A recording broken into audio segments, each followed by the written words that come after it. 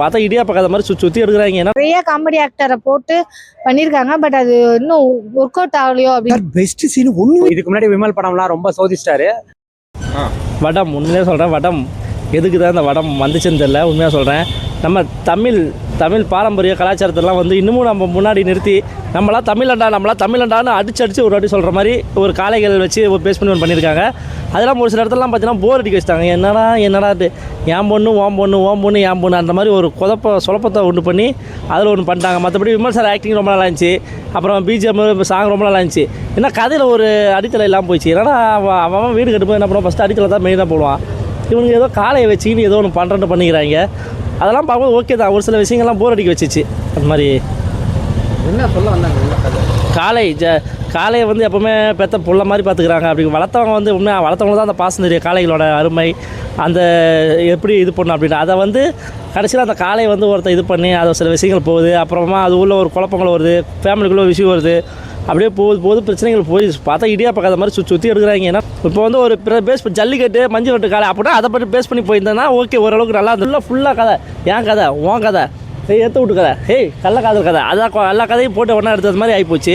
மற்றபடி படம் okay, Vimal sir acting ரொம்ப நல்லா இருந்துச்சு. அப்புறம் பிஜிஎம் ரொம்ப நல்லா இருந்துச்சு. சாங் கேட்குறதுக்கு ரொம்ப மெலடியாக க்யூட்டாக இருந்துச்சு. இந்த படம்லாம் எதுக்கு தேட்டரில் வந்துச்சுன்னே எனக்கு ஒரு கேள்வியாக இருக்குது. யூடியூப்பில் பார்க்க வேண்டிய படம் அப்படி தான் சொல்லணும். அந்தளவுக்கு உண்டான கிளாரிட்டியான படம் யூடியூப்பில் பார்க்கறதுக்கு ஏதாவது தேட்டரில் ரிலீஸ் பண்ணியிருக்காங்க. ஓகே, நல்லா தான் இருக்குப்பா. நட்டி எங்கே ஒரு வில்லத்தனம் குறும்புத்தனம், நீ கஷ்டப்பட்டு வளர்த்த மாடை வந்து எப்பவுமே கௌரவத்துக்காக ஒரு சில விஷயத்தை பண்ணுற பேத்துக்குள்ள முட்டிக்குது ஹீரோவுக்கும் அவங்களுக்கும். அப்புறம் ஹீரோயின் கடைசியில் இன்ட்ரோல் பிளாக்ல பார்த்தீங்கன்னா வில்லி மாதிரி பண்ணிச்சு ஹீரோயினி.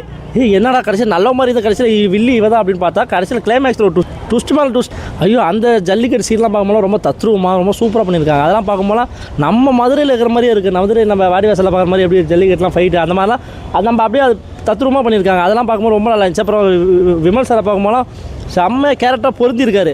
என்னோட விமல் சார் ஆல்ரெடி வில்லேஜெல்லாம் சூப்பராக சூட்டப்படும் அந்த மாதிரி ரொம்ப நல்லா பண்ணியிருக்காரு. பாலசரவணன் காமெடி, ஆனால் அவன் காமெடி சிரிப்பே இருந்தாலும் காசு கொடுத்துட்டுமே நம்மளே 2-3 தான் சிரிச்சுக்கணும். அந்த படம் பார்த்தீங்கன்னா ஒரு 1 டைம் ஆச்சு போடுவோம். ஓப்பனாக சொல்லணும்னா ஒரு வில்லேஜ் சப்ஜெக்ட் டோட்டலாக அவுட்டர் சைடு. ஆனால் 2K பசங்களுக்கு இப்போ இருக்க ஜென்ரேஷனுக்கு சிட்டியில் இருக்கவங்களுக்குலாம் அது பிடிக்குமான்னு கேட்டால் ஒரு சின்ன டவுட்டு தான் இருக்குது.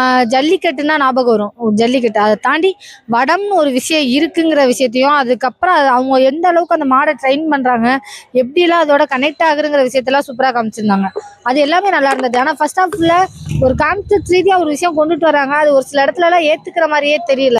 அதுவும் இல்லாமல் லாஜிக்காக பார்க்கும்போதே இதெல்லாம் ஒர்க் அவுட் ஆகுமாடா அப்படிங்கிற மாதிரி இருக்கும். ஹீரோவோட ஆக்டிங் பார்த்தீங்கன்னா ஒரு சில இடத்துல வந்து ஏதோ விருப்பமே இல்லாமல் ஏனோதானோ நடிச்ச மாதிரி இருந்தது. விமல் சார் ஏன் அப்படி பண்ணாருன்னு எனக்கு தெரியும். வில்லேஜ் சைடு ஓடக்கூடிய ஒரு படம், ஒரு 1 டைம் வாட்சபிள்னு அவர் ஆக்டிங் சொல்லவே தேவையில்ல.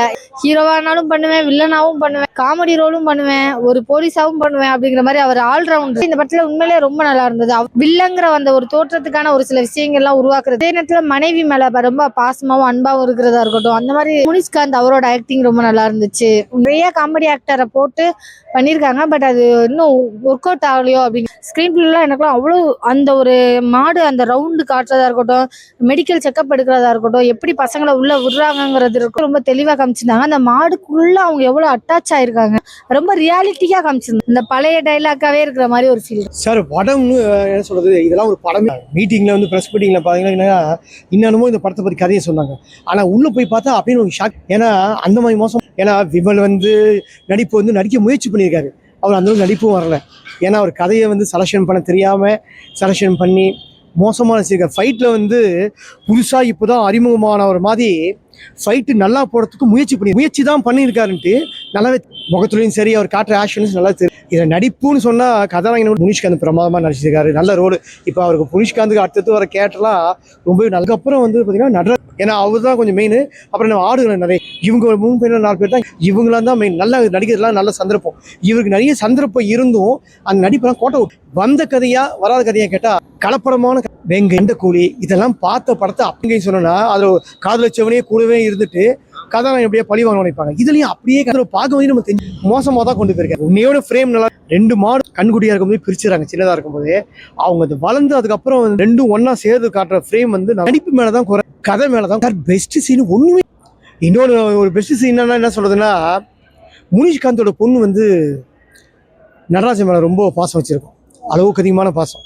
அவனை வந்து ஒரு அவளுக்காகவே படிக்காம கூட விட்டு, ஏன் நடராஜன் படிச்சிருக்க மாட்டாரு, அவளுக்காகவே படிக்காம விட்டு கடைசி வரைக்கும் அவங்க வீட்லேயே சாணி அள்ளினுக்கும். ஆனால் நான் கல்யாணம் கட்டிக்க மாட்டேன், போய் போய் வந்து சாணி ஆள்ற ஒரு பொண்ணு வந்து நான் கல்யாணம் கட்டணுமானமா, இத்தனைக்கும் அவளுக்கு முறப்பொண்ணு. அந்த டைலாக் ரொம்ப மனசை புண்படுற மாதிரி இருக்கும். முனிஷ்காந்த் என் பொண்ணு வந்து இது மாதிரி சொல்லிட்டாங்கன்னு சொல்லிட்டு ஒரு வருத்தப்பட்டு அந்த பொண்ணு வந்து எரிச்சுப்பாங்க பாருங்க, அந்த சீன் கொஞ்சம் மனசுலேயே இருக்குது. அது எரிச்சிக்கின்னு அந்த பொண்ணு வந்து அவனை தான் எரிச்சிக்கிறாங்க, ஆனால் அப்பா என்னை காப்பாற்ற துடிக்கி பாருங்க, அந்த சீன் கொஞ்சம் நம்ம மனசு கொஞ்சம் ஏகரமாகிடுது. அதனால தான் நான் வந்து முனிஷ்காந்த் நடிப்பு சூப்பராக இருக்குது.